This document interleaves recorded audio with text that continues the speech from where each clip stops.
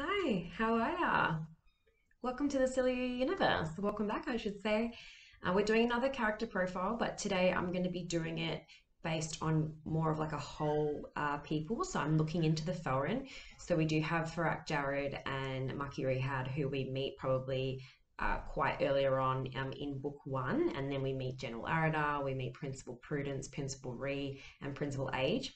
So I thought instead of just doing one, I would do a totality of basically summing up all the characters. So the Felrin obviously are part of the Felrin hierarchy.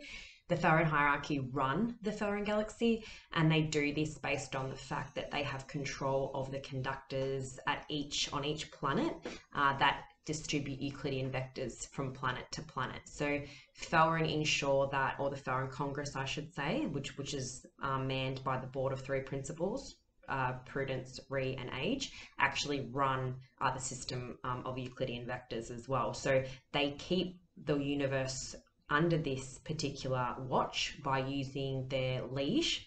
So the Felrin liege Sheik are actually expert aura users, or elite aura users as they're called, and they're at the top of the aura hierarchy as well. So there are currently 8 liege Sheik at the moment.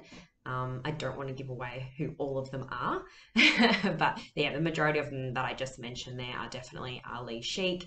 They are the protectors of the Felrin Congress and the Felrin Congress Way, and of course the system of government is run through the Felrin Congress. So it's a voted on system, so it's similar to a democracy. Every 4 years, the planet representatives get together and vote on who they want in the position of power. Unfortunately, it's just always been the Felrin who've been elected to this position, and there's a huge understanding of why. Like, well, we question why they always put into power, and you hear about it in book one. Actually, Queen Agantha, or Lady Agantha, says they protect the people. So why wouldn't you want someone who protects the people to be put in that place and ensure the systems of conductors, developing Euclidean vectors to travel from planet to planet and communicate planet to planet, is stable and in place as well. So yeah, they are a lively bunch, that is for sure. They run through the Felrin verticals. So to become a liege, you have to actually go through the verticals first to become a sheik, and then to become a liege, you also have to do verticals as well.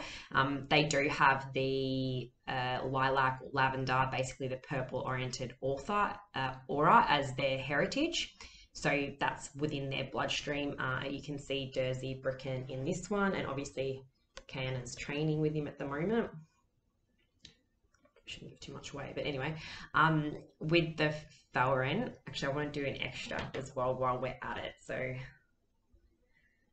this is Dersey. So Dersey has been in exile. So he is a Felrin, but he has left his Felrin city, Felrin system to hide away in another galaxy. So in another star system, in the Rome system, and specifically he's actually on Rebelix. That's where we meet him the first time. Dear Dersey, we do love his snarky attitude. All right, where are we? All right. Chapter 13 is returning home. So this is when Dersey returns home. Sentimentality. Dersey hated it. The foreign system Dersey had woken in did that to him. The planet in which the Homo sapiens migrated to, the planet the Siliou, was first discovered by the originals, the planet that the universal order elected as leaders. This was his abandoned Felrin homeland. He stared out the glass window. Felrin City, the dynamic capital of ever-changing rivers and fluid sail-like buildings of glass and steel, was home to several million Felrin and a few 100,000 Sheik warriors. Known for its majestic garden of architectural art, the city's luscious appeal mimicked the significance of the most advanced species in the remote universe. Dersey's mind was washed over in a river of nostalgic waves.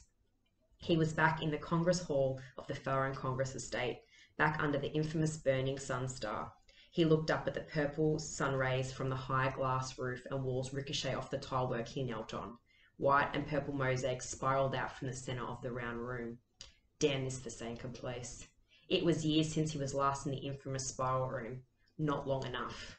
Ironically, his head was thumping. Nonetheless, he could still recall the encounter with Sasindra and the tight grasp he had her in.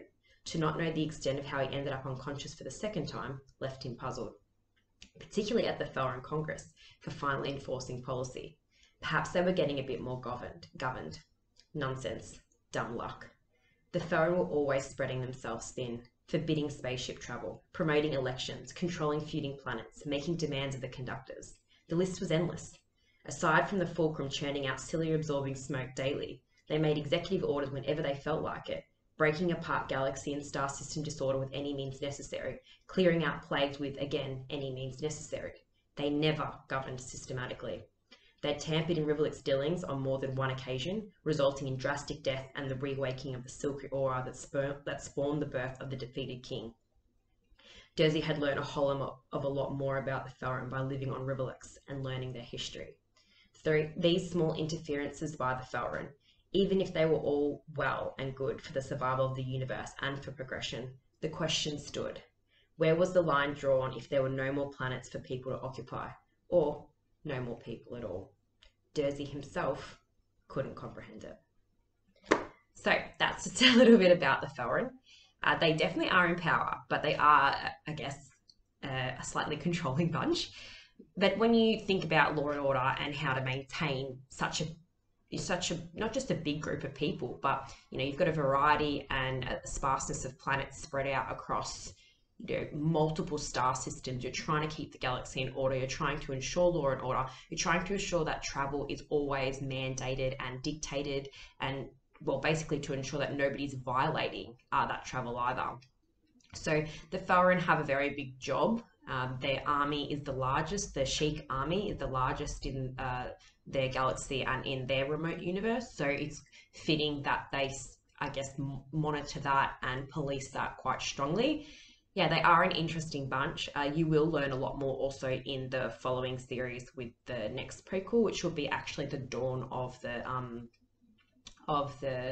basically how Felrin became and how they all stemmed from Felrin as well. So there was obviously all of these guys that we see in this series are subspecies of the Homo captiosus that evolved originally on planet Felrin, which is where they're all initially from, before moving to other planets throughout the galaxy to then evolve with archaea cells. And in, say, Kaianan's case, she's evolved in a swampland, so she is a Gorgon. Half of her cells have evolved, and to live in their ecosystem, that's what's have to happen as well. But yeah, the Felrin have a big job of keeping all of these species happy and ensuring that they're elected in power to maintain and manage that as well.